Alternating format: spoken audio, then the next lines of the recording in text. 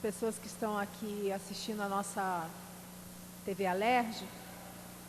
Eu gostaria de falar aqui, eu quero me referir hoje,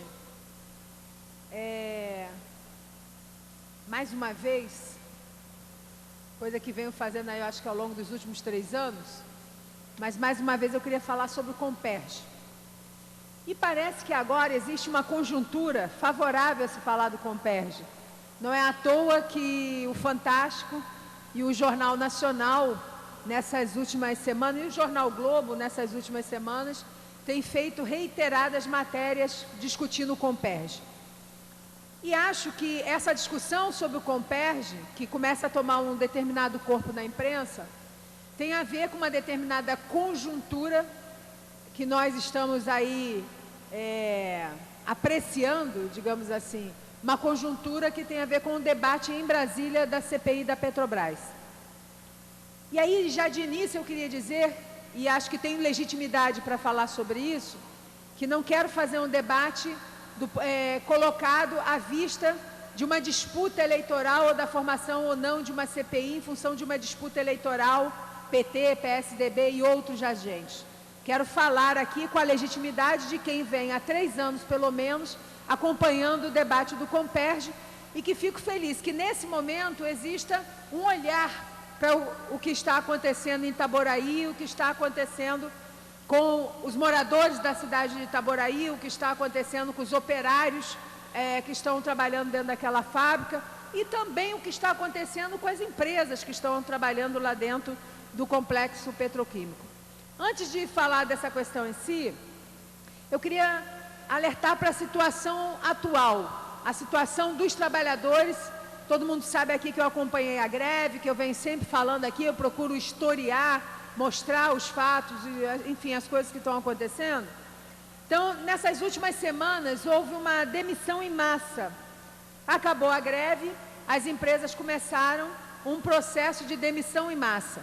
E essa demissão em massa, e quando eu falo em massa, porque nós já temos notícias de mais de 1000 operários demitidos, e esses operários estão sendo demitidos com a ajuda, inclusive, da Polícia Militar, do BOPE, que tem feito guarda na porta da refinaria, em alguns momentos dentro da refinaria, para organizar a saída das pessoas ou a não entrada das pessoas que estão sendo sumariamente descredenciadas pelas empresas e colocadas para fora, inclusive não só trabalhadores comuns, mas inclusive representantes de CIPA, que legalmente não poderiam ser demitidos, porque tem estabilidade estabelecida em lei. Então, mesmo esses trabalhadores com estabilidade se encontram demitidos nesse momento. Se mantém a atuação de milicianos dentro do Comperj. Na semana passada, já tinha colocado aqui a greve que aconteceu das trabalhadoras que servem os restaurantes do Comperj. Ônibus foram, dessas mulheres, desses trabalhadores dos restaurantes, foram, dentro de cada um desses ônibus, colocados 2 homens armados durante o percurso, que fizeram várias ameaças a essas mulheres, que estavam paradas, mulheres inclusive que nos mandaram aqui documentos que eu até estou encaminhando para a Comissão de Mulheres aqui da Assembleia Legislativa, através da sua presidente, deputada Inês Pandeló, mulheres denunciando assédio sexual, que estão sofrendo lá dentro dos seus locais de trabalho. E ontem, para coroar esse rosário, nós tivemos a prisão irregular de um operário chamado Francisco Rosenberg Lima, que estava trabalhando ontem, foi chamado pela segurança da Petrobras, pelo chefe da segurança da Petrobras, senhor Rogério, foi conduzido até a porta do Comperj, e na porta do Comperj foi entregue à Polícia Militar e conduzido à delegacia de Itaboraí sem nenhuma ordem judicial. Sem nenhuma ordem judicial, um trabalhador, um operário, retirado do seu local de trabalho, levado à delegacia, feito todo um interrogatório sobre esse trabalhador. Esse trabalhador se sentiu assediado, se sentiu ameaçado, se sentiu, torturado emocionalmente, mentalmente, e nos procurou hoje. Eu fui procurada hoje por esse trabalhador que veio me relatar o ocorrido. Acho que foi bastante grave o ocorrido, a despeito de eu conhecer o delegado de Itaboraí, doutor Oscar, de sempre estar junto com o doutor Oscar em Itaboraí, Não tenho certeza se foi o doutor Oscar que fez essa operação, mas se fez, vou ter a oportunidade de estar com ele amanhã, tenho uma reunião marcada com ele amanhã às 11 horas, e vou ter a oportunidade de dizer que não se pode combater crimes praticando-se crimes. Então, não se pode tirar um operário de dentro do seu local de trabalho sem uma ordem judicial e fazer com que ele fique o dia inteiro dentro de uma delegacia policial, sem ser, inclusive, avisada a sua família da permanência dele naquela delegacia. Por acaso, um outro operário avisou a família de que ele teria sido retirado de dentro do Comperj e a família foi à delegacia e conseguiu resgatá-lo. Mas a ordem que foi dada a ele, sem nenhuma outra decisão judicial, é que ele não pode sair da cidade, que ele não pode, mesmo que seja demitido, ele não pode se ausentar da cidade. Então, isso foi me trazida essa denúncia hoje, o operário esteve aqui com seus familiares, eu encaminhei esse trabalhador à Comissão de Direitos Humanos aqui da casa, eu pedi ao deputado Marcelo Freixo que entrasse em contato, né, com a delegacia, que a comissão de alguma forma agisse nesse caso, tanto para que se averigue o que aconteceu nesse caso, como para se impedir uma prática que começa a ser recorrente, que é a utilização da polícia para tratar as questões dentro do Comperj. Nós não vamos admitir que trabalhadores, usando as suas roupas de trabalho, né, os seus equipamentos de trabalho, sejam pegos de dentro do seu local de trabalho pela polícia, seja ela militar ou civil, né, e sejam levados à delegacia sem ordens judiciais. Nós vivemos no Estado Democrático de Direito, onde isso não é possível. Uma outra questão também, né, é que os rapazes que foram baleados, nós conseguimos, depois de toda uma intervenção junto ao Ministério Público do Trabalho, que eles recebessem do sindicato, né, uma compensação em função dos danos que eles tiveram. Esse pagamento foi feito na semana passada.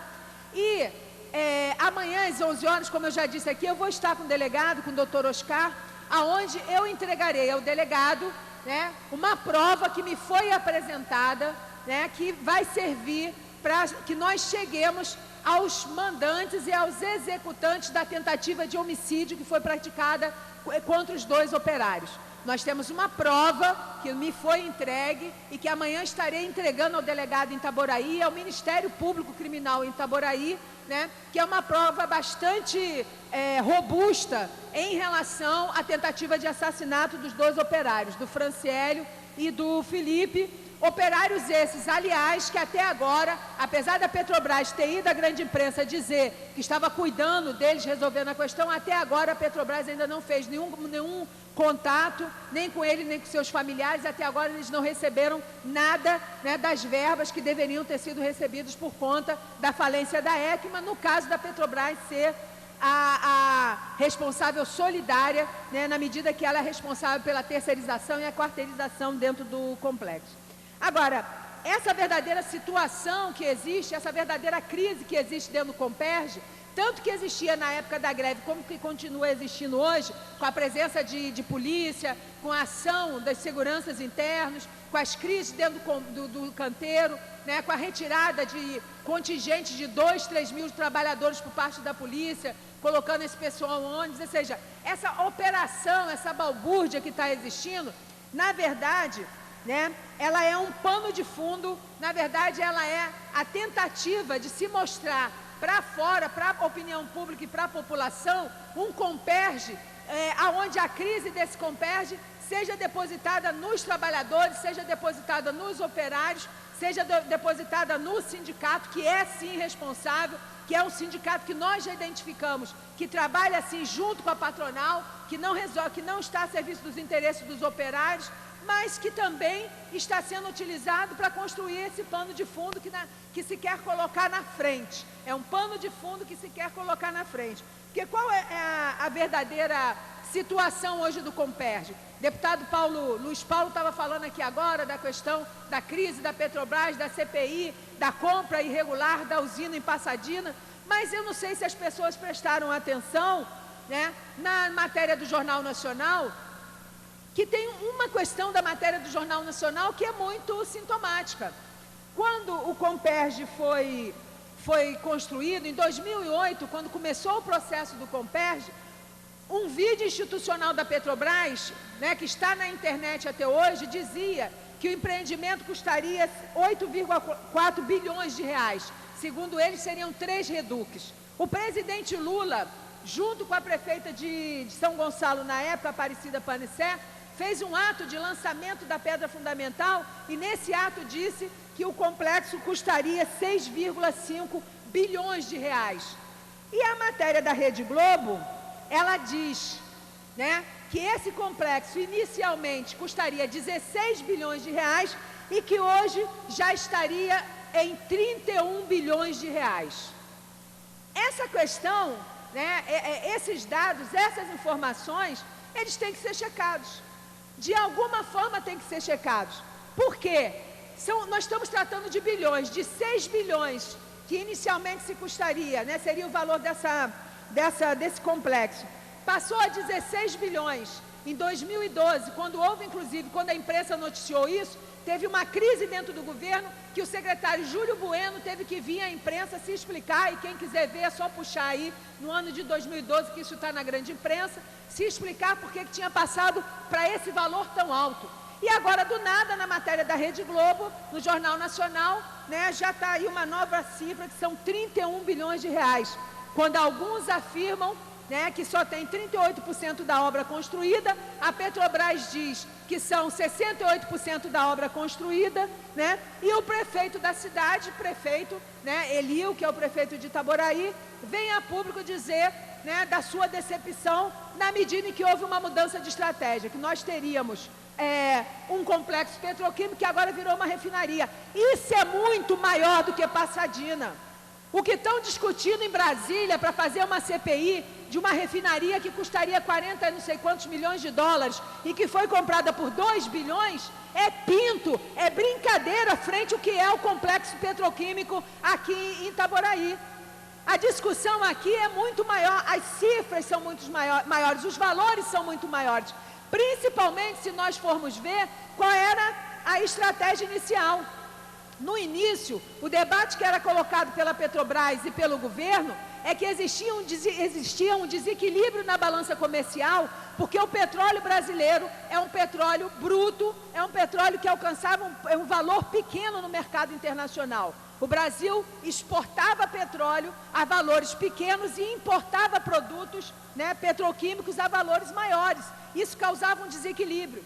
Então, a título de resolver o problema do desequilíbrio da balança comercial, o CENPES, que é o Centro de Pesquisa da Petrobras, desenvolveu uma nova tecnologia chamada FCC Petroquímico, que seria uma nova maneira de produção de produtos petroquímicos que levariam beneficiamento do petróleo brasileiro de forma que ele fosse mais competitivo no mercado internacional.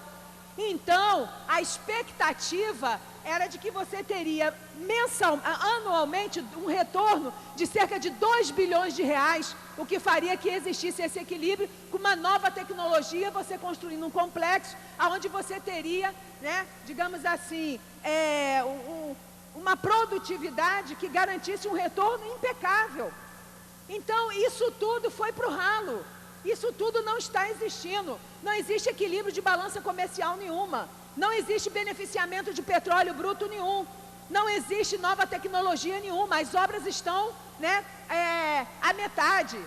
Ainda em 2016 talvez seja a nova data. No início seriam 212 mil empregos que seriam gerados pelo processo. E hoje o prefeito de Itaboraí está dizendo que são apenas 1.800 empregos, o que é menos do que a Reduc, que foi construída na década de 60. A Reduc, na década de 60, quando beneficiava 240 mil barris de petróleo dia, aí empregou 1.800 pessoas. Na década de 60, então, se investiu tanto dinheiro no Comperj, e hoje nós vamos ter o mesmo número de emprego depois de feito o projeto, automatizada, né, todo o projeto. Então, essas são informações que estão circulando na grande imprensa e essas são informações que estão saindo da boca de autoridades. Está saindo da boca da Petrobras, saiu da boca do presidente Lula, saindo da boca do prefeito de Itaboraí, dos procuradores do Ministério Público Federal, que já paralisaram as obras por 2 vezes, uma vez em função de terem detectado problema no licenciamento ambiental, a segunda vez porque detectaram pagamento irregular da Petrobras para as empresas que estavam recebendo sem fazer o serviço, que alegavam que estava chovendo, que não poderiam fazer o serviço. Então tem um conjunto de irregularidades que estão explodindo na nossa cara e que a imprensa até vem colocando agora, depois de muito tempo agora, né, quando não dá mais para segurar, a imprensa vem colocando, mas que objetivamente não adianta só fazer a saudação da bandeira, não adianta só olhar e dizer, olha que absurdo, quantos bilhões, né, estão sendo jogados no ralo, não adianta ver lá as empresas que estão falindo comodamente. A falência das empresas é cômoda, porque eles estão falindo, vão embora, não pagam nada para os trabalhadores, não pagam nada para os operários e fica tudo por isso mesmo. Agora, as grandes empresas como Odebrecht, Queiroz Galvão, OAS, enfim, essas não falem, essas fazem consórcio com empresas menores, quarteirizadas e terceirizadas, que pegam o grande contingente de mão em obra, elas vão embora porque faliram, levam todos os direitos dos trabalhadores, mas as grandes empresas continuam lá dentro ganhando o santo dinheiro do BNDES, o santo dinheiro da Petrobras, o santo dinheiro do contribuinte, o santo dinheiro meu, seu, nosso. Então, aqui, né, se for para ser sério realmente, o que está sendo discutido em CPI em Brasília é brincadeira, é café pequeno. Os valores de Passadina que estão querendo ser jogados na cara da Presidente da República para justificar uma CPI, para justificar uma disputa eleitoral, um debate, né, é nada frente, né, ao que está ocorrendo aqui no estado do Rio de Janeiro. Então, para encerrar, eu acho que meu tempo acabou, eu quero dizer que vou permanecer, né, levantando as questões lá, vou permanecer do lado dos trabalhadores, trazendo, dando voz aos operários do Comperj aqui nesse microfone e em outros espaços, vou permanecer utilizando esse microfone para tirar da invisibilidade a situação dos moradores de Itaboraí, que estão sendo atropelados, né, por esse grande empreendimento. Vou continuar, né, garantindo que o debate que está acontecendo na cidade seja colocado aqui e vou cobrar das autoridades. Tudo que está acontecendo de irregularidade que eu tenho vivenciado lá, tenho ido à delegacia policial, tenho ido ao Ministério Público Criminal, ido ao Ministério Público do Trabalho, fui ao Ministério Público Federal, fui à Subprocuradoria, né, do Governo do Estado do Rio de Janeiro. Na semana que vem nós vamos estar na ouvidoria da Petrobras e nós vamos fazer a nossa parte, que é a fiscalização do que está acontecendo lá, e vamos nos colocar a favor do povo que vem sofrendo com o que está acontecendo lá. Falta agora com que as autoridades que querem ocupar as páginas dos principais jornais para fazer um debate sobre Passadina, sobre tudo que aconteceu de irregular na Petrobras, né, sair do ridículo, né, sair do debate meramente eleitoral, botar o pé no chão e olhar o que está acontecendo, não só lá em Passadina ou o que está acontecendo em Pernambuco, que tem que ser visto, mas que olhem o Comperj. As cifras e valores do Comperj fazem essas outras denúncias ficarem no chão, né, não existirem objetivamente no mundo real. Então eu espero, senhor presidente, que a gente possa aqui na casa mais uma vez, estou aguardando a resposta do deputado Paulo Mello em relação à formação da comissão especial. O deputado Paulo Ramos, através da comissão de trabalho, já fez uma audiência pública aqui na casa discutindo o problema do Comperj. O próprio deputado me colocou aqui que vai chamar outra audiência para ter novas iniciativas, e a Assembleia Legislativa tem que entrar nessa discussão. A Assembleia Legislativa não pode se omitir, tá certo? Então, concluindo aqui a minha intervenção, vamos continuar olhando o que acontece lá em Itaboraí. Muito obrigado, senhor presidente.